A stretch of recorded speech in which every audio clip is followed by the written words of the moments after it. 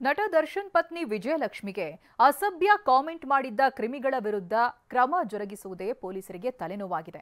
ಒಂದನೇ ನೋಟಿಸ್ಗೆ ವಿಜಯಲಕ್ಷ್ಮಿ ಪ್ರತಿಕ್ರಿಯೆ ಕೊಟ್ಟಿಲ್ಲ. ಇದರ ನಡುವೆ ಮತ್ತೊಂದು ನೋಟಿಸ್ಗೆ ಖಾಕಿ ತಯಾರಿ ನಡೆಸಿದೆ.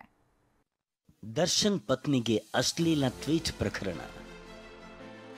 2 ನೋಟಿಸ್ಗೂ ರೆಸ್ಪಾನ್ಸ್ ಮಾಡದ ವಿಜಯಲಕ್ಷ್ಮಿ. ರೇಣುಕಾಸ್ವಾಮಿ ಕೊಲೆ ಪ್ರಕರಣದಲ್ಲಿ ದರ್ಶನ್ ಪ್ರಮುಖ ಆರೋಪಿ. ದಾಸ ಅರೆಸ್ಟ್ ಆದಾಗಿನಿಂದ ಸೋಷಿಯಲ್ ಮೀಡಿಯಾದಲ್ಲಿ ಸಾಕಷ್ಟು ಚರ್ಚೆಯಾಗ್ತಿದೆ. ದರ್ಶನ್ ಕೇಸ್ಗೆ ಸಂಬಂಧಿಸಿದಂತೆ ನೆಟ್ಟಿಗರು ಪರ ವಿರೋಧ ಅಭಿಪ್ರಾಯಗಳನ್ನು ಹಂಚಿಕೊಂಡಿದ್ದರು. ಈ ಭರದಲ್ಲಿ ಕೆಲವರು ದರ್ಶನ್ ಪತ್ನಿ ವಿರುದ್ಧ ಅಸಭ್ಯ ಅಶ್ಲೀಲ ಪದ ಬಳಕೆ ಮಾಡಿದರು.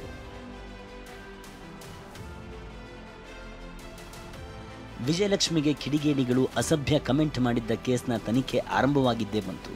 ಆದರೆ ಆ ಕೇಸ್ ನಿಂತಲ್ಲೇ ನಿಂತಿದೆ.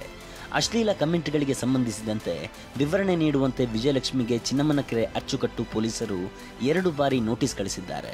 ಆದರೆ ಈ 2 ನೋಟಿಸ್ಗಳಿಗೆ ಅವರು ಉತ್ತರಿಸಿಲ್ಲ. ಠಾಣೆಗೆ ಬಂದು ವಿಜಯಲಕ್ಷ್ಮಿ ಹೇಳಿಕೆಗಳನ್ನು ದಾಖಲಿಸಿಲ್ಲ. ಪೊಲೀಸರ ನೋಟಿಸ್ಗಳಿಗೆ ವಿಜಯಲಕ್ಷ್ಮಿ ಕ್ಯಾರೆ ಎನ್ನುತ್ತಿಲ್ಲ. 3ನೇ ನೋಟಿಸ್ಗೆ ತಯಾರಿ, ಉತ್ತರಿಸದಿದ್ದರೆ ಕಾನೂನು ಕ್ರಮ. ವಿಜಯಲಕ್ಷ್ಮಿ ದರ್ಶನ್ ಬಗ್ಗೆ ಕೆಟ್ಟ ಕಮೆಂಟ್ಸ್ ಬಂದಿವೆ ಎಂದು ಮಹಿಳಾ ಆಯೋಗಕ್ಕೆ ದೂರು ನೀಡಲಾಗಿತ್ತು.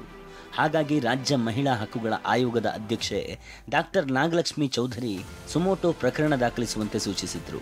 2 ನೋಟಿಸ್ಗಳಿಗೂ ವಿಜಯಲಕ್ಷ್ಮಿ ಅವರಿಂದ ಯಾವುದೇ ಉತ್ತರ ಬಾರದ ಹಿನ್ನೆಲೆ ಈಗ 3ನೇ ನೋಟಿಸ್ ನೀಡಲು ಚೆನ್ನಮ್ಮನಕೆರೆ ಅಚ್ಚುಕಟ್ಟು ಪೊಲೀಸರು ಸಿದ್ಧತೆ ಮಾಡಿಕೊಂಡಿದ್ದಾರೆ. ಒಂದು ವೇಳೆ 3ನೇ ನೋಟಿಸ್ಗೂ ಯಾವುದೇ ಪ್ರತಿಕ್ರಿಯೆ ಬರಲಿಲ್ಲ ಅಂದರೆ ಪೊಲೀಸರು ಈ ಪ್ರಕರಣವನ್ನು ಮುಕ್ತಾಯ ಮಾಡಲಿದ್ದಾರೆ. ನ್ಯಾಯಾಲಯಕ್ಕೆ ಸಿ ರಿಪೋರ್ಟ್ ಸಲ್ಲಿಸಲಿದ್ದಾರೆ. ಮುಂದಿನ ತನಿಖೆಗೆ ಯಾವುದೇ ಮಾಹಿತಿ ಅಥವಾ ಲೀಡ್ ಸಿಗುತ್ತಿಲ್ಲ ಎಂದು ಸಿ ರಿಪೋರ್ಟ್ ಸಲ್ಲಿಕೆ ಮಾಡಲಿದ್ದಾರೆ. ಕಳೆದ 2 ವರ್ಷಗಳ ಹಿಂದಿನ ಕಮೆಂಟ್ಗೆ ಇತ್ತೀಚೆಗೆ ದೂರು ನೀಡಲಾಯಿತು. 6 ಟ್ವಿಟರ್ ಖಾತೆಗಳು ಕೂಡ 2 ವರ್ಷಗಳ ಹಿಂದೆಯೇ ಡಿಲೀಟ್ ಆಗಿವೆ.